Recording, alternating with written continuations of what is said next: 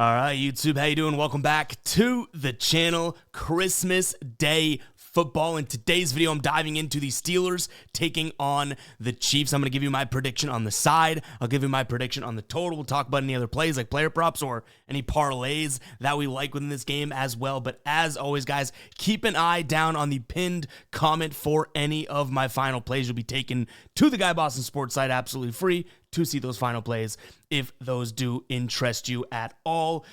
We have this video as a separate video, and then we also have the Baltimore and Houston Texans game, which has major playoff implications in it, as a separate video on the channel as well. So make sure to go check out this one as well as that later game. And let me know in the comments before we even jump into this, do you guys like these single game breakdown videos? We can go a little bit deeper, go over some of the numbers more and more, and then find some specific players and player prop spots that we like. I know for years we've been doing them for big games, or whether it's the Thursday night football, the Sunday night, the Monday night, or special occasions like Christmas, that type of thing. Should we do more of these, even just if they're key in matchups throughout the week and whatnot? Stuff to think about moving forward in all sports. So let me know in the comments if you do like it. I don't know if this hat's going to last all video because I'm probably going to start sweating, and it's also kind of like in my eyes, but you know what? Figured we started off with some holiday cheer. We got the merch on. We got the Santa hat. Happy holidays to everyone out there. I do mean it. Just like I said with the Thanksgiving video, I know that you shouldn't have to have a holiday or anything like that to make you think, light bulb in your head lights up, oh yeah, let me be thankful. But it does serve as a nice reminder and a nice reflecting spot to make you appreciate what you have in life. I am very appreciative of you guys watching, the channel's growth, and all of that stuff, even going through all the hard times over the last month or so. But if you guys are watching this, just make sure you take a second to appreciate all the good things you have in life. Even if you feel like you're down in your luck or super down, anything, right? There's always something good that everyone has that someone else may not. So yeah, just wanted to start with that. I don't want to get all teary-eyed and anything like that, but let's go ahead and talk some football. But I did just want to mention that. But like I said, we got the Steelers taking on the Chiefs here in this one. Christmas Day game. Steelers 2.5-point dogs at home. The total sitting at 43.5.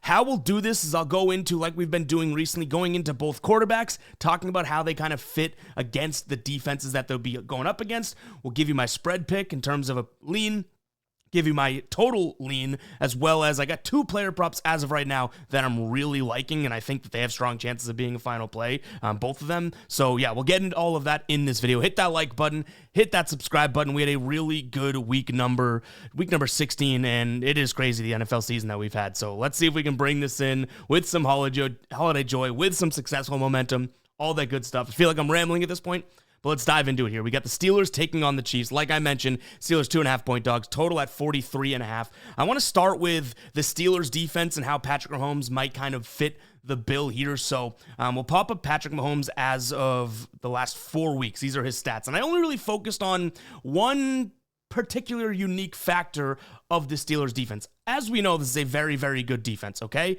But, they don't pressure all that much. They have it multiple times this year. I'm only talking the last month of the season or so. Not pressuring all that crazy. They're not electing to blitz all that much. Are they getting to the quarterback? Yes. Obviously, they have some dogs on that defensive front. But one thing that they do, and it's a huge amount of it, is put one high safety, whether it's man or zone, doesn't matter. They have one high safety there. So I figured, okay, let's look into Patrick Mahomes against one high safeties, and we see a lot of red. Is this the biggest of deal? No, we're talking only like a month span, one high safety look. It's not like Patrick Mahomes, and we'll talk about Russ as well, has just seen this constantly, and these numbers are bad, but the numbers are the numbers. He has struggled. Completion percentage 60.7 compared to 54.3. His YPA drops, so does his EPA. Success rate and accuracy drop as well, and his turnover-worthy throw percentage almost double. So I don't necessarily think this is the best spot for Patrick Mahomes, but like we've seen, Patrick Mahomes just consistently finding ways to get it done. We said some similar things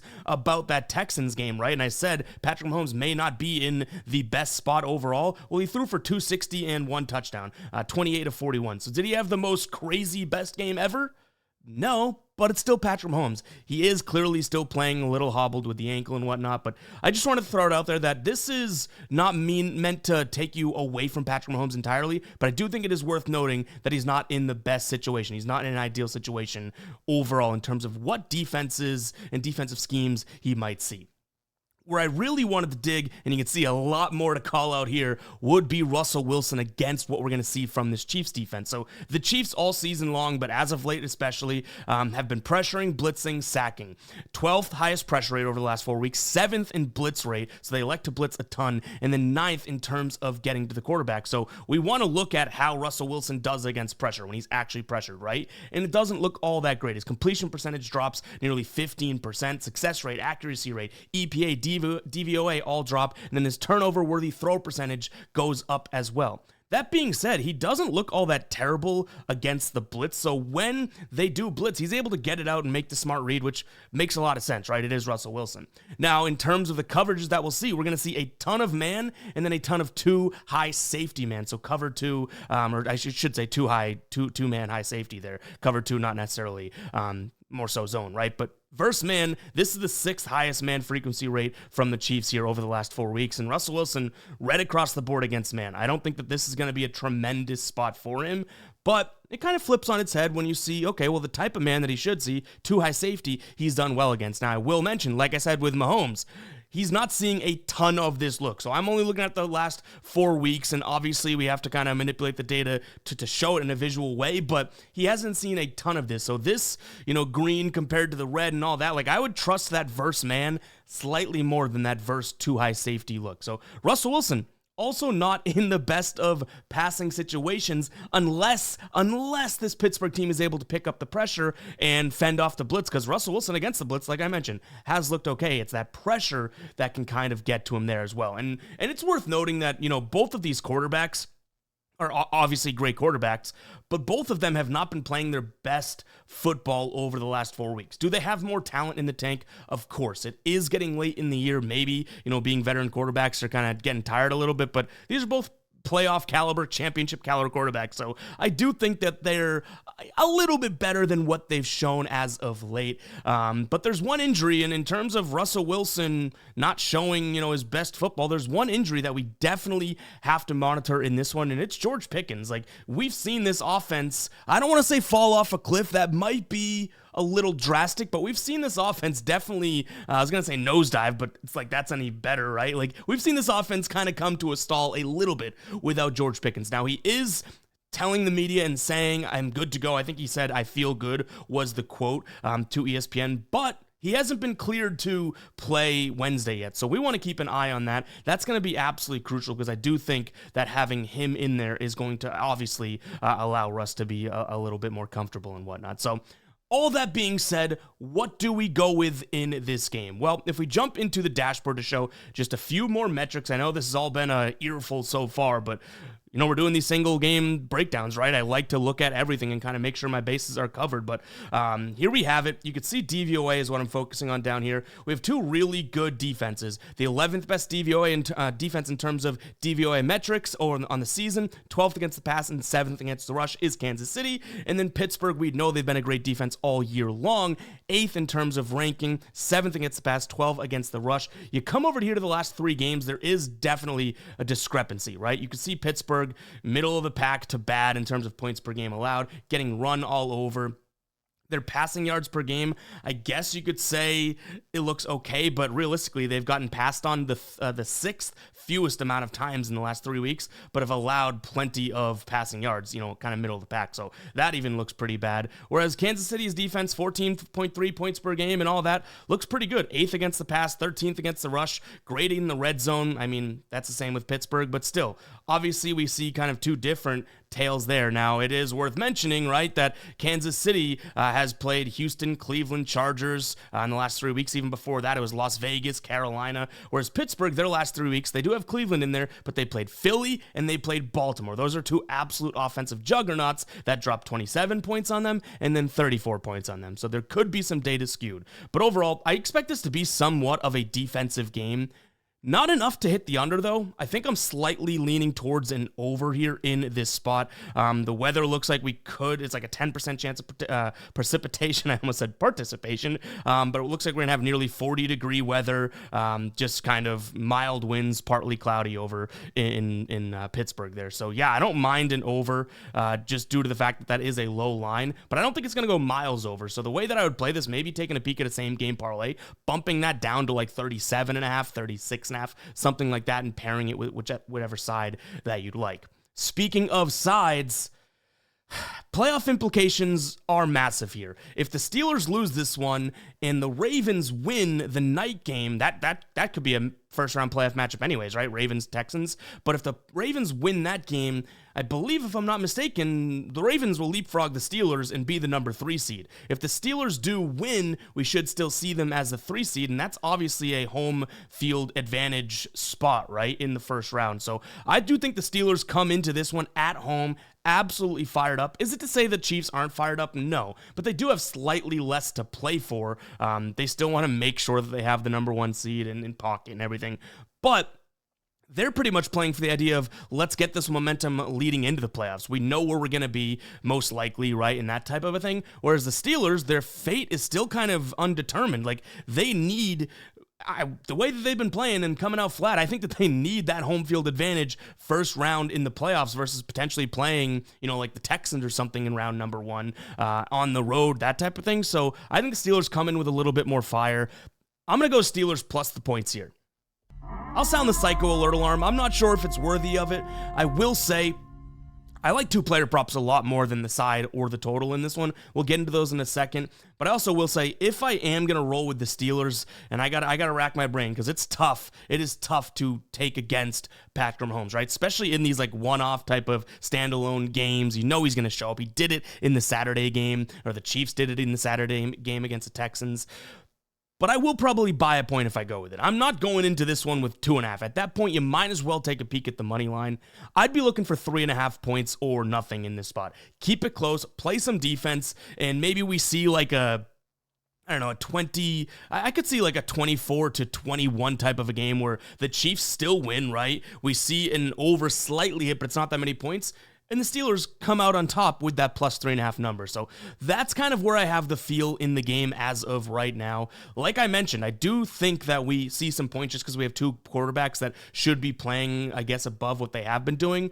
But I don't think there's going to be a boatload of points scored in this for 2 reasons. We have 2 good defenses, and then I already showed the quarterback matchups. It's not like they're in the best situation overall, right? So I think that we could see some points, but not a crazy amount. So give me like a, again, 24-21 game. That's a total of 45. That would slightly hit the over, and if we take that plus 3.5 on the Steelers side of things, we'd be cashing that one while still not kind of discrediting what the Chiefs are doing.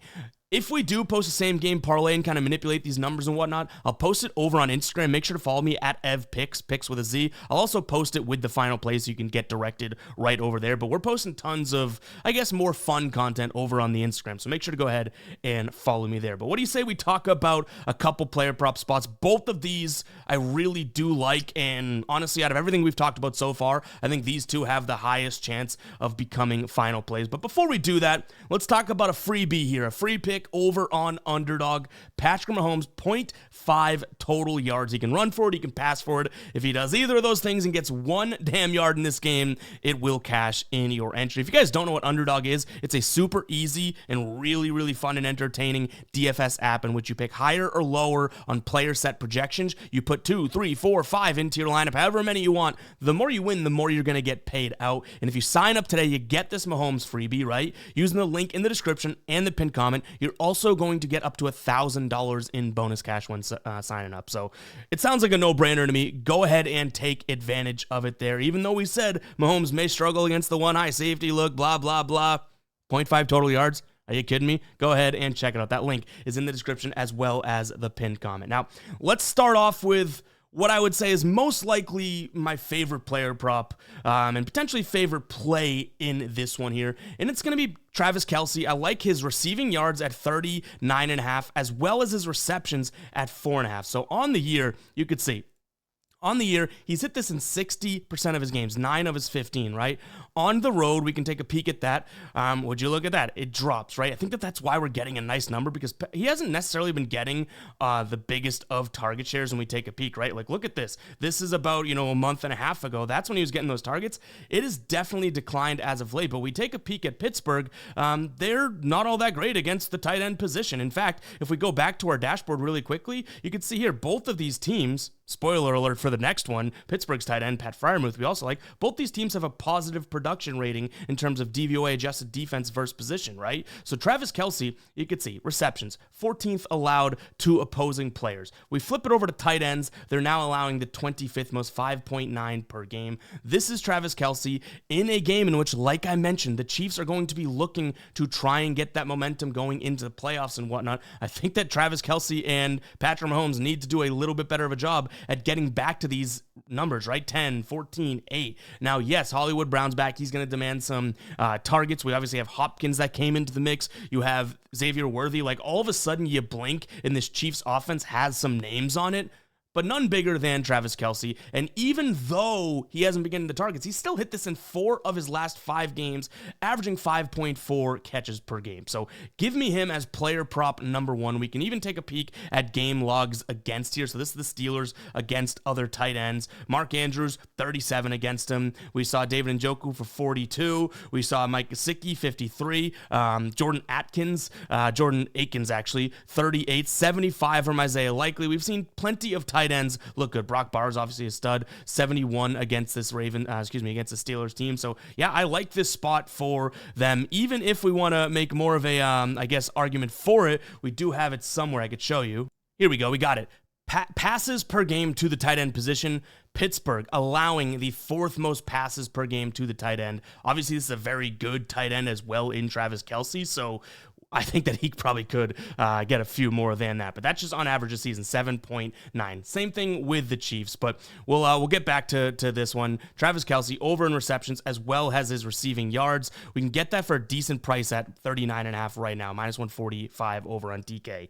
Do I like his normal line, 45.5? Sure, that's going to be one more catch, that type of thing, so I don't necessarily mind it. But Travis Kelce is going to be the first look, and then the second look, we're just flipping it over to the other team, looking at the tight end position. I talked about, Pittsburgh against the tight ends. How about Kansas City? You saw it in the dashboard right here, a 24% production increase to opposing tight ends. You can see it right here as well. They're allowing the most yards per game to opposing tight ends. We want to look at guys against them as of late. Dalton Schultz hit this over. We saw Stone Smart hit this over. Brock Bowers torched them. 14 targets, 10 catches, 140 and a tutty, right?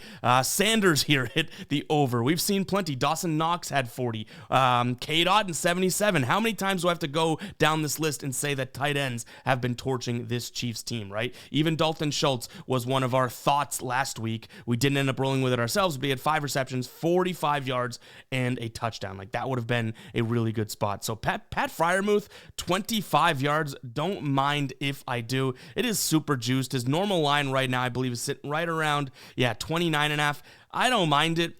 This could be a really good same game parlay piece as well if you did just want to go like 20 plus or something like that to get a juiced play in there. But both of these tight ends I do expect to have at least a little bit more of a workload. That's how I should put it. Travis Kelce's kind of the no-brainer, right? Like, he's a go-to guy. Pat Freiermuth has had his ups and downs, but even him, he's looked okay as of late. 3 of his last 5 games, he's gone for 48 plus yards. I don't mind that spot for him. He's hit the over in 8 of 15 games so far this year, and his target share without George Pickens doesn't look all that terrible either, right? So if George Pickens doesn't play, that's going to impact our probably our look for Steelers plus a 3.5, that type of thing.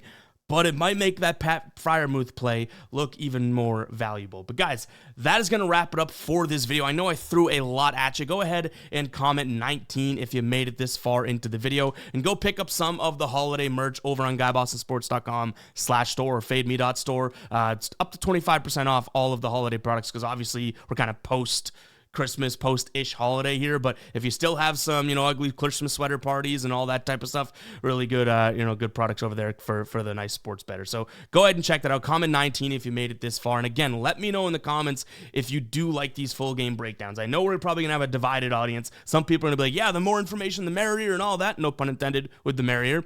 But some people might be like, it's a lot to hear, right? Like talking about one game for 20 minutes can get confusing, which I get. So let me know in the comments, guys. We can definitely do this more often, having some featured games and whatnot. We've been doing it for the NFL season with obviously the standalone games, but maybe some weeks we just have a really good matchup, or some of these playoff matchups we want to do as one game breakdowns. Let me know in the comments. But truly, guys, happy holidays to everyone out there. Merry Christmas. You guys have changed my life, and I hope that, 2025, as we roll into that, I'll talk to you before then. Hope as we end this year and roll into it, things just go up and up for everybody watching. You have a great 2025, great holiday season. Have fun with your family and friends and loved ones and all that, guys. I don't know what other mushy stuff to say other than I truly am grateful. Don't take any of this for granted. And I feel like everyone has those types of things in their lives, even if you do think that you're in a bad spot. So be thankful and just cherish the ones around you, because everyone has someone around them, right? I'll leave you guys with that. We'll catch you guys in the next one, right? Peace out.